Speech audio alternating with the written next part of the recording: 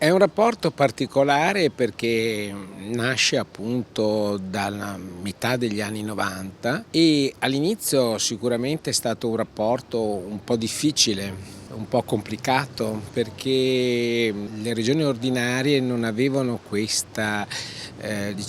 rapporto diretto come le regioni a statuto ordinario con la Corte dei Conti. E devo dire che però nel corso degli anni questo rapporto si è evoluto, è migliorato, e quindi quella che poteva essere un po' la diffidenza da un lato della Corte dei Conti e la paura della regione dall'altro, perché il timore, ecco, diciamo meglio il timore,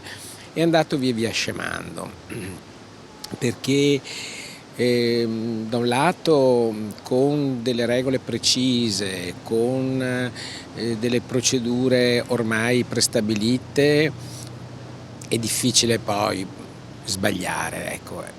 Poi io credo che è cambiato proprio anche l'atteggiamento della politica, dei funzionari,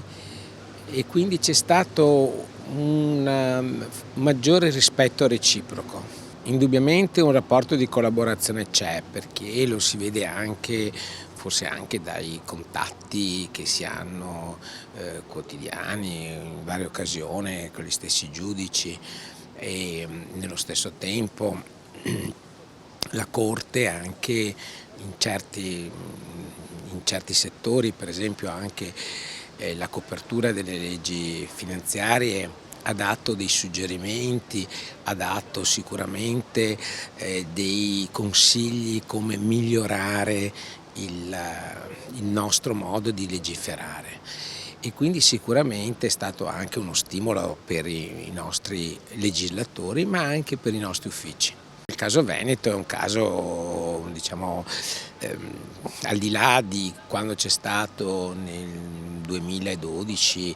il problema con i gruppi consigliari, che era però un problema che rientrava un po' nella spending review che l'Italia stava vivendo, quindi il ruolo della Corte, cioè la Corte era stata chiamata anche dallo Stato a esercitare forse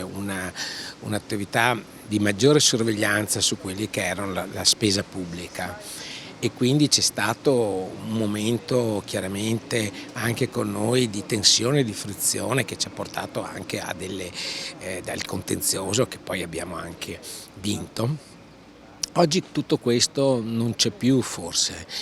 un po' perché le spese di gruppi di fatto non ci sono, ma anche sul piano invece io parlo della parifica, l'atteggiamento è sempre molto, diciamo, positivo, e quindi